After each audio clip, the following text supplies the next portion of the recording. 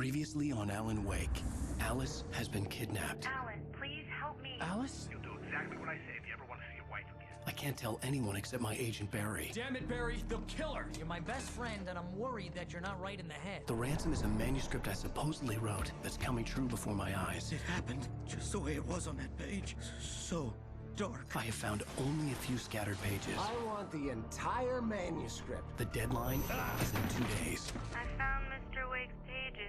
Good girl. How the hell did she get her hands on the manuscript anyway? I don't know. She's resourceful. I told you you were too hard on her. Listen, I found out all sorts of interesting stuff while I was digging around. Yeah. Mr. Wake, it's Sheriff Breaker. We have an FBI agent here, Agent Nightingale. FBI? He's anxious to see you. You'd better come to the station. Okay, I'll be right over, Sheriff. Let's make this quick, huh? Help you folks? Name's Randolph. I'm the manager. We're looking for Rose. Works as a waitress down at the diner. Rose, sure. Nice girl. Who wants to know? I'm Alan Wake. The writer, huh? I heard on the radio you were visiting. Well, I'll show you her trailer.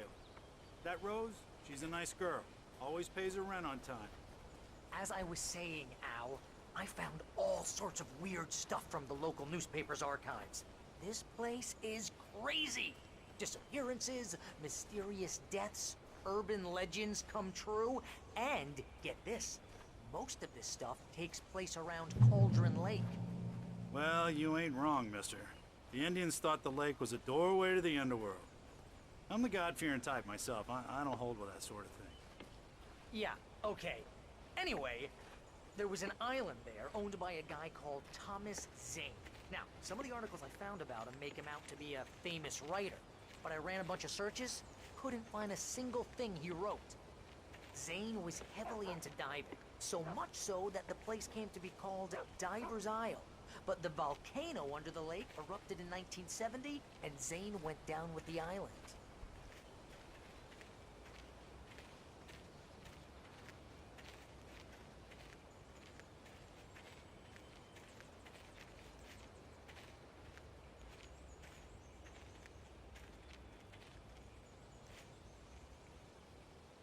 It gets better.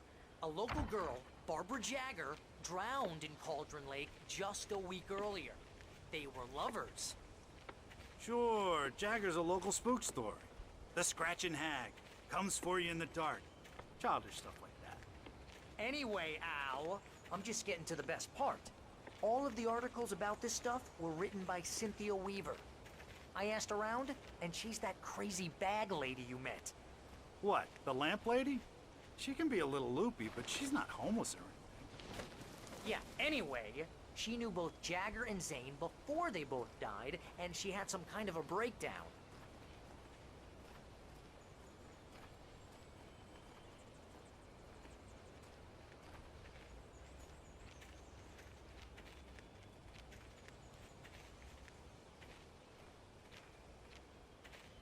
Well, mister, this here's Rose's trailer. You mind me asking what you want with her? We're just here to talk to her, pal.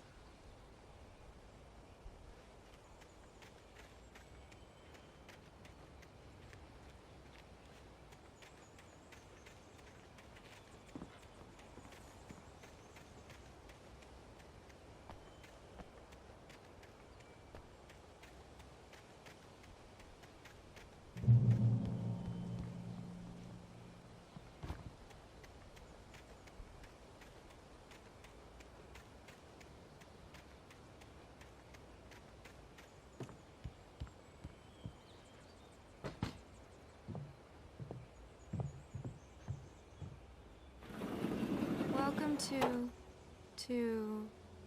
Oh dear, Mr. Wake. I'm so glad you're here. Rose, you have my manuscript? Oh. Oh yes. Yes. Please, come in. Hey, this is really good. Rose, Yes, my manuscript. I really need it. I understand. I know what you need. a muse to inspire you. Oh, for Barry? She doesn't have anything. Yeah, hey, Al? Al, what's... Oh... Barry! What? What?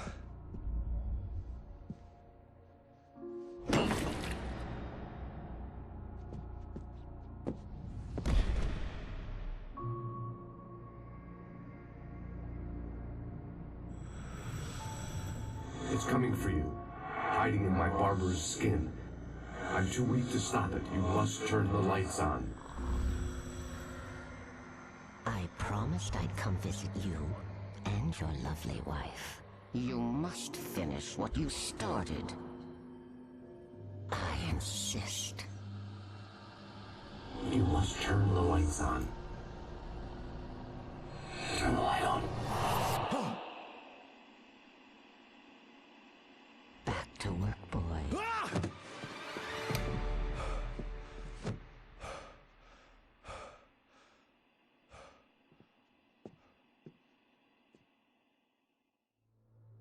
I felt nauseous, hungover. Only anger kept me going. I can't tell reality from dream anymore, but it seems I have an imaginary editor to help me. She's an old woman in a funeral dress. I call her Barbara Jacker. She's very strict. I'm writing faster and faster. My manuscript is being heavily revised. The edits are getting very aggressive, and each day there's less of me and more of her. I hate it, but I know she's right. She promises me I can save Alice this way. She knows more of this than I do. About the complex incantation I'm attempting. About this place. She's worked with another writer under similar circumstances, Thomas Zane. The genre of the story seems to be shifting. It's turning into a horror story. I'm getting close. I can feel it.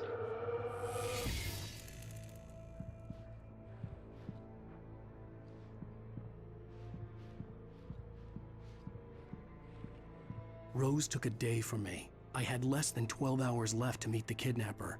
All I could do was get Barry into the car, work something out once I got on the road.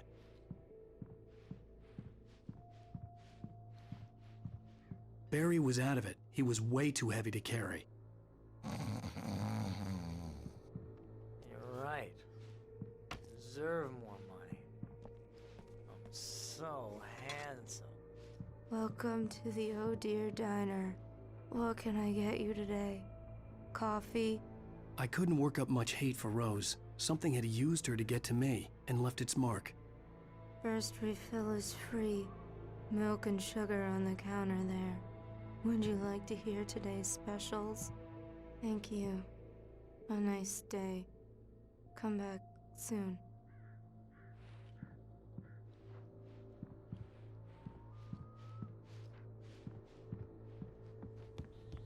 My gun and flashlight were gone. I'd have to find a way to get Barry into the car as quickly as possible. There was no time to waste. Mr. Randolph liked Rose. That little smile she had. How she was still sweet when life had tried so hard to make her bitter. It wasn't any of his business what she did in her trailer. But those strangers, the writer and his smart-ass sidekick, looked like trouble. And they'd been in there for hours, way past her normal bedtime. He reached for the phone and called the sheriff's station.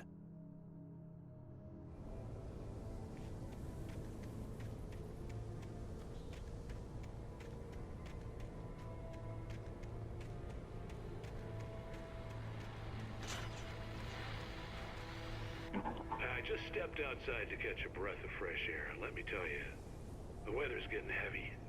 Nights like this make me especially glad I'm here talking to you and not home in bed. Once the weather takes a turn like this, I can't sleep at all. It's all tangled bed sheets and dark thoughts, punctuated by the occasional plunge into nightmare. Is it just me? Well, perhaps it is. But I hope I can make the night a little bit easier to get through. Caller, you're on KBF FM. Hey, Pat, it's Walt Snyder. What's on your mind, Walt? Well, I ain't the way you are, but, well, I can't sleep either, you know? I just been staring out the window here, trying to make sense of it all, but, I ain't been drinking either, you know? I just... Well, you sound like a man with a problem, Walt. I had a, argument with Danny. You know Danny, and, then I got in trouble with the law. I'm just, I heard something like that, Walt. yeah. Well, Danny's my best friend, and, they let me on bail today. And now I'm just alone here at the window, waiting. Man, and there's something in the air tonight, man. I was just outside looking up at the sky above our broadcast tower thinking the same thing. What are you waiting for, Walt? I don't know. Something's gonna happen.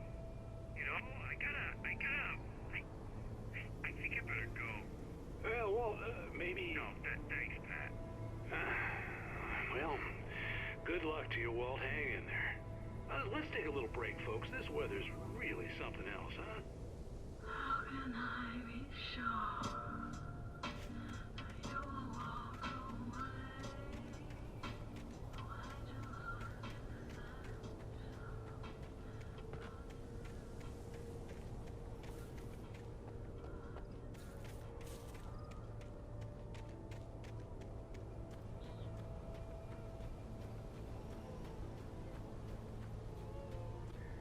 Oh, you're gonna get it now. God knows what you've done to that poor girl. This is Agent Nightingale, FBI! Get him up, Hemingway! You're under arrest! You move a muscle, I'll unload right in your goddamn face! Stay right where you are, Slane!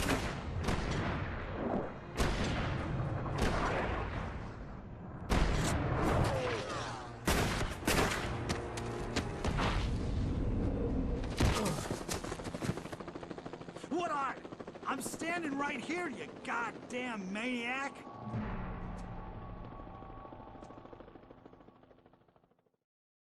I hated to leave Barry behind, but there was no way I'd miss my appointment with the kidnapper. Give it up, Mr. Wake. Come on.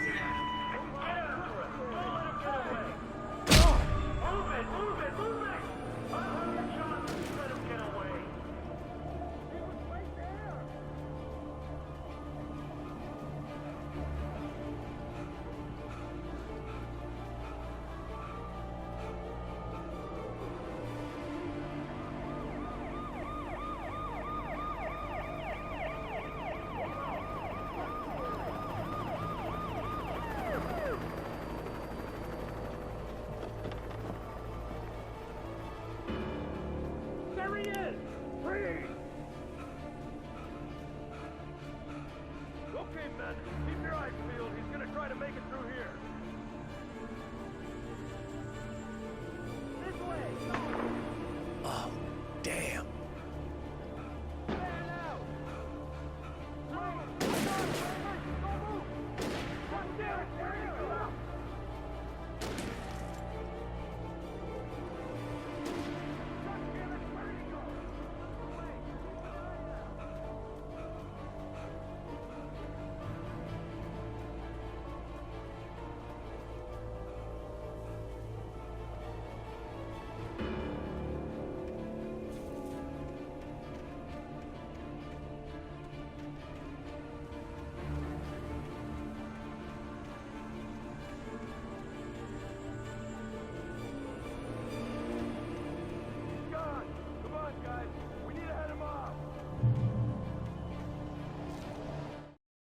For decades, the darkness that wore Barbara Jagger's skin slept fitfully in the dark place that was its home and prison. It was hungry and in pain. It dreamed of its nights of glory when the poet's writing had called it from the depths and given it a brief, terrible taste of power and freedom.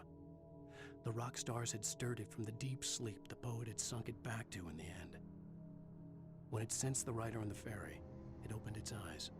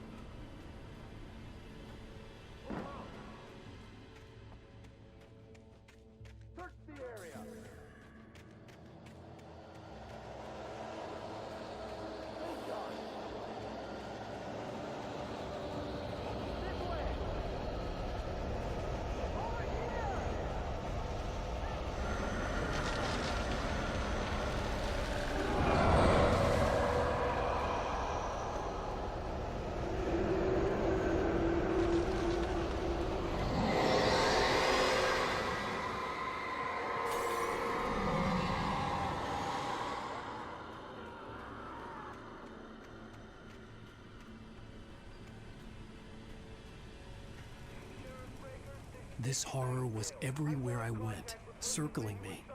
The cops didn't stand a chance. They were after a writer, not a monster.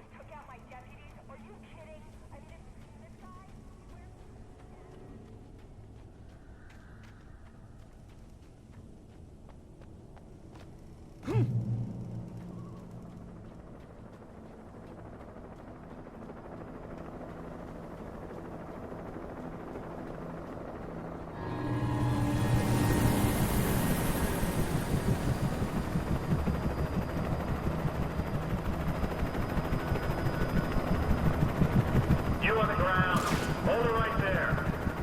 There's nowhere to run.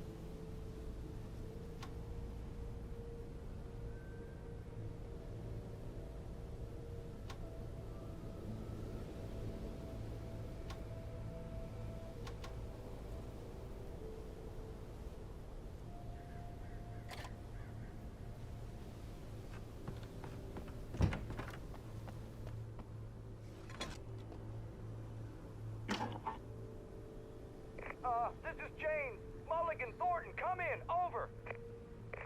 Thornton here. James, we got both Wheeler and Rose in custody. They didn't put up a fight or anything. Why, they were... Hey, what are you doing? Come on. Sit down and give me that. Jane, Mulligan here. Over. Go ahead, Mulligan. Over. We got Wheeler and Rose here. Wheeler's drunk or hopped up on something. Speaking of which, that Fed had a pretty distinctive whiff of Otis Scotch about him, if you know what I mean. Over. I don't have anything on that, Deputy Mulligan. Over. Well, whatever.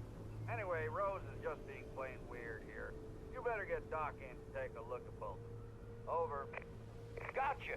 You better get them here quickly. The, Fed's gonna want to interview Wheeler. Over. Oh, yeah, I'll bet he does. Looks like they have a lot in common. Mulligan out.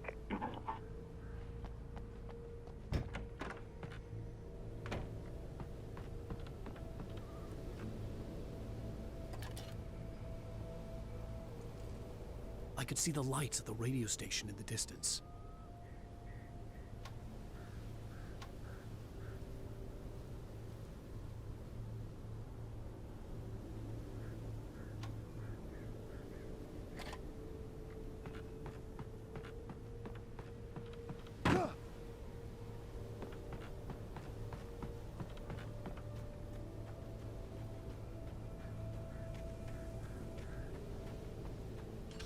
I imagined that the broadcast tower in the distance was part of the local radio station. Maine seemed like a decent guy. Perhaps he could give me directions to the coal mine.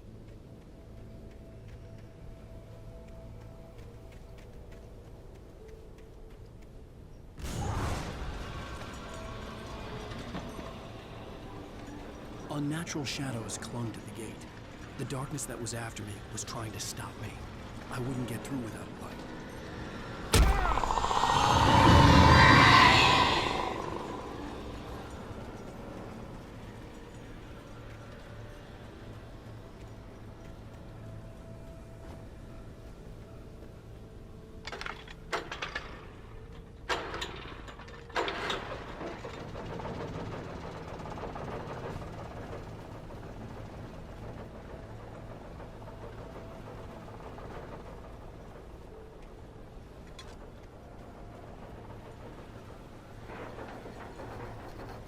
The old generator conked out.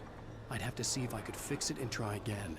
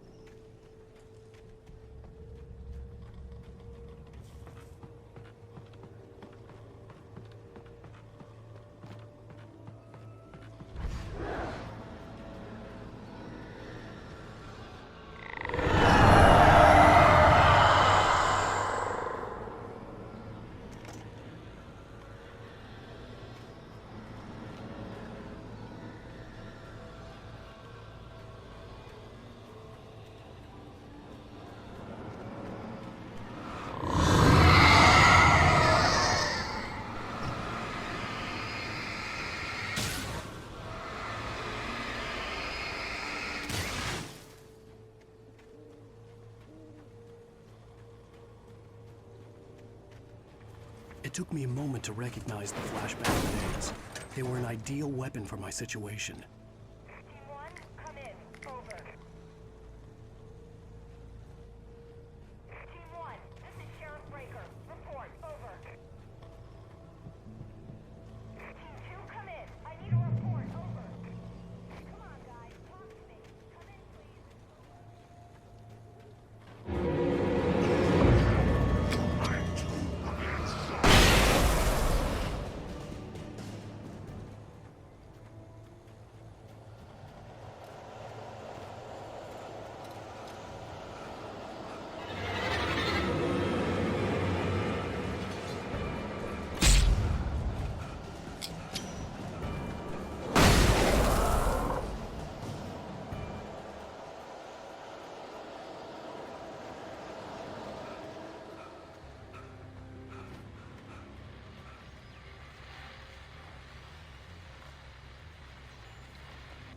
And here's another call. You're on KBFFM with Pat Maine. It's Milt Peabody, Pat. What's on your mind, Milt? Well, I live near the trailer park, Pat, and there's a big ruckus going on over there. Well, that's just up the road from me, too. What's going on, do you know? I don't know, but there's a bunch of police cars there, lots of sirens, a helicopter buzzing around, and I think I heard some gunshots. Gunshots? Yes, sir, like from a pistol. So can you find out what's going on? Because it's just next door and they're popping off guns there. They're still shooting? No, it was maybe 10, 15 minutes ago. It sounds serious, Pat. I'm telling you, it don't sound like no party. Well, I'm certainly going to give the station a call, Milt. Okay. You'll hear it here as soon as I hear from them. Okay, thanks.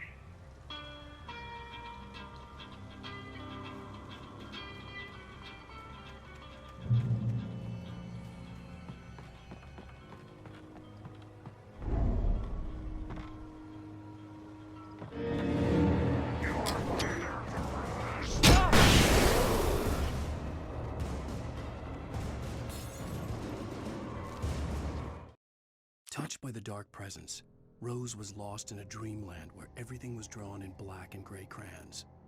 The old lady had promised her that all her wishes would come true. She would be Alan Wake's muse. She was smiling so hard it hurt her face. She crushed a bottle full of sleeping pills into the coffee.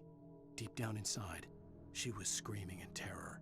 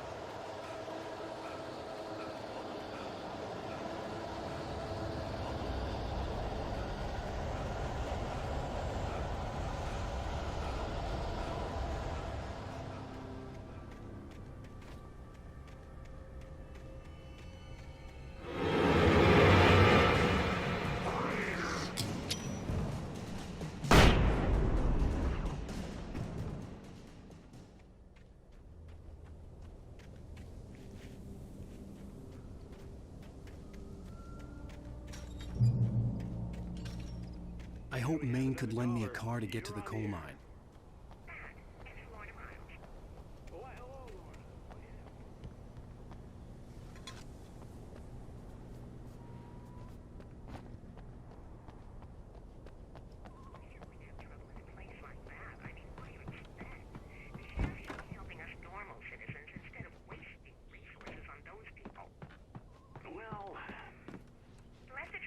Themselves out.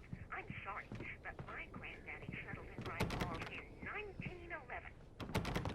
Well, thank you very much for that compassionate viewpoint, Lorna. Oh, here's a little surprise. The famous writer Alan Wake just walked in. Folks, I'm going to see if I can talk him into an interview. Come on in, Mr. Wake. Oh, I'm so glad you could find the time to do this, Mr. Wake. Nowhere to run now, Dan Brown. You back away from me. Don't hurt it.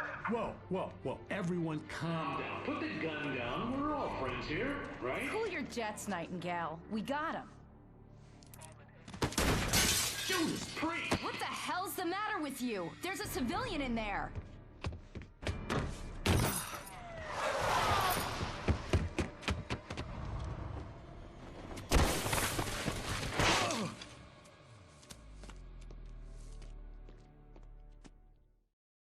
I'll get you yet, even if it kills me. You hear me? You hear me, Lovecraft? I had fallen off so many cliffs it was ridiculous. That's what you get for naming a book The Sudden Stop. It was probably good I hadn't had the chance to tell Maine where I was going. I'd have to lose the cops and find my own way to the mine. Nightingale stared through the broken studio window into the dark woods. He turned around, started to walk out, but Maine grabbed his arm. "Young man, you almost shot me. You don't shoot off rounds at people like that. What's the matter with you?" Nightingale shook his arm free, marched out. His cheeks burned with rage and humiliation.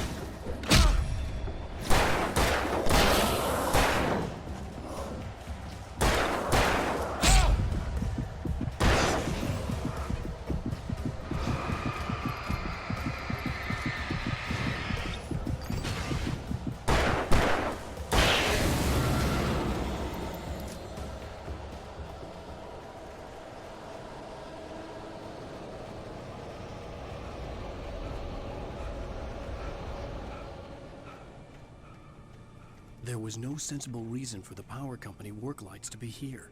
It was almost as if they'd been left for someone like me to use.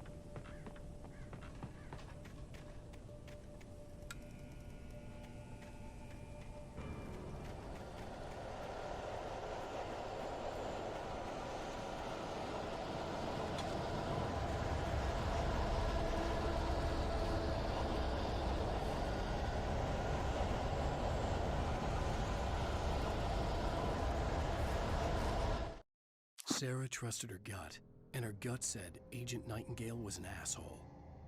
He felt wrong, and it wasn't just the smell of stale booze. It was in the way he flashed his badge, pulled rank, the look in his eyes when he wanted answers. Where was Alan Wake? What was this about an accident? Where was his wife? And most importantly, why did she let Wake go? He wouldn't answer her questions. Federal business was all he'd say.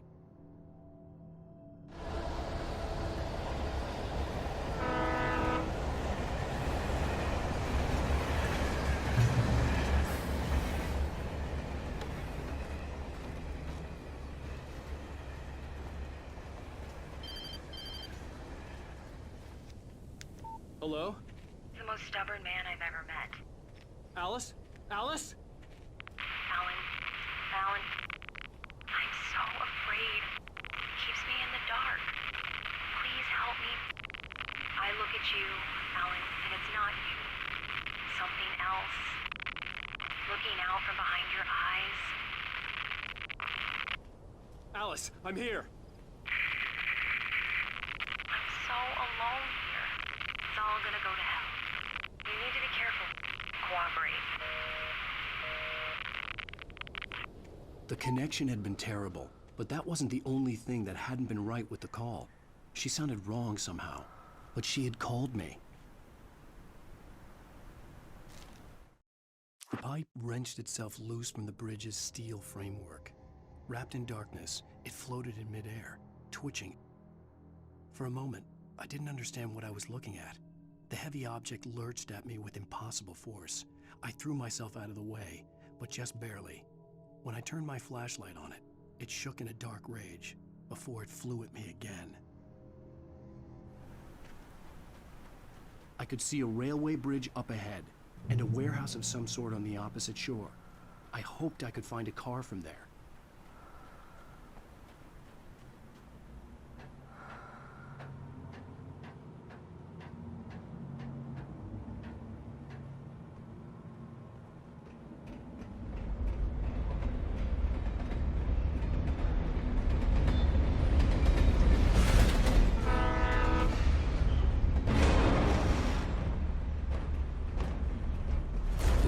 That was pursuing me was growing stronger, and it was taking over everything in its path.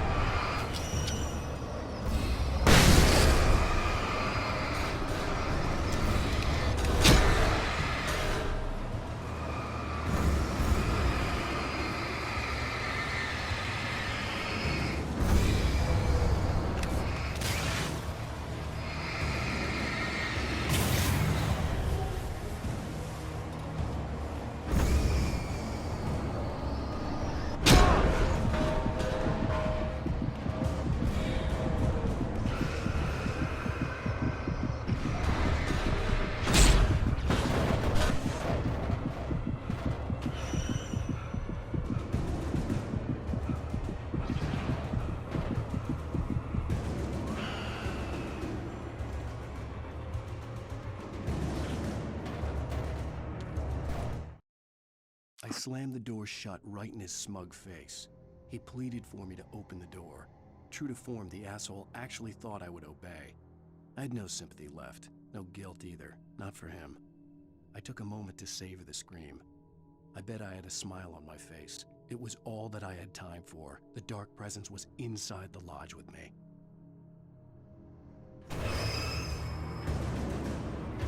As a teenager, just starting to get interested in writing, Stephen King had been a source of inspiration to me.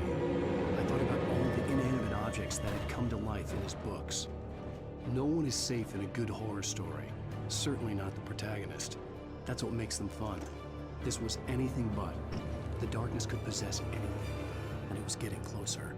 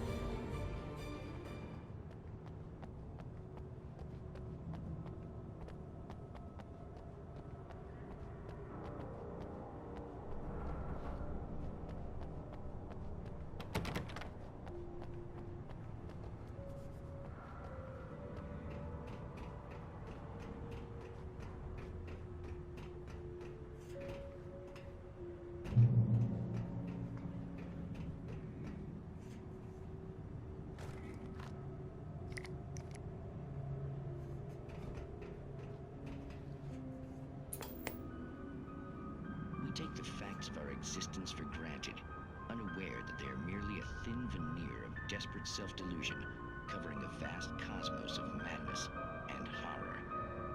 All too often, the stars are right. In Night Springs. Tonight's episode, a family occasion. Journalist Alvin Derleth's trip to study the local customs of an insular community in Night Springs has been less than successful. Until tonight. Well, I'm glad you changed your minds about this. Ancient customs, local mythology. My editor loves this kind of stuff. Well, Mr. Derleth, we don't want to feel like we're on exhibition. But you have demonstrated the seriousness of your intent. Oh, I am serious. Really, just do your thing. I'll stay out of your way and observe. Actually, I thought you could assist us. I'm afraid we are a man short. It would provide you with an intimate perspective.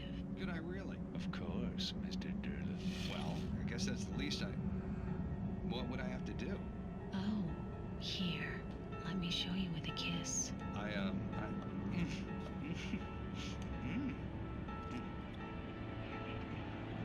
What did you...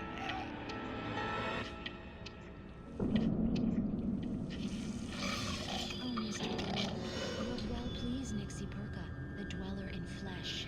Your body shall host his 1,000 young, and all shall be glory.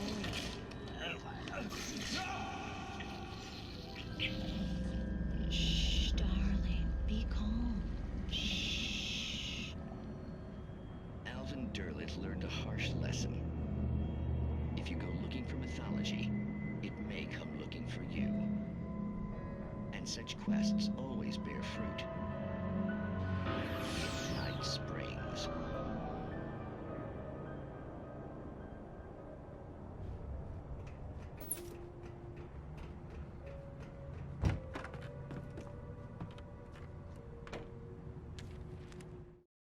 The darkness surged towards me, sucking everything loose from the ground into its depths, tugging at my clothes. I saw the flare the kidnapper had dropped and threw myself towards it just as I felt my feet leave the ground. The darkness embraced me with the force of a tornado. Somehow I managed to light the flare. The darkness roared and cast me away. I fell toward the dark waters of the lake far below.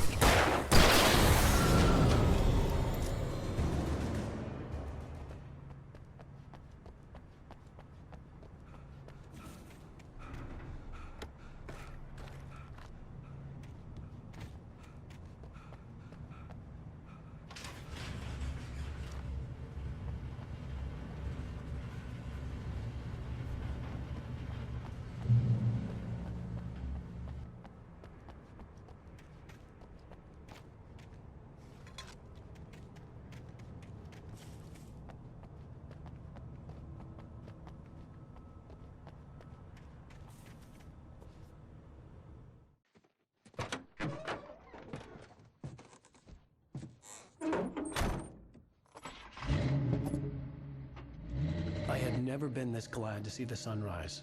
I had a couple of hours to get to the coal mine.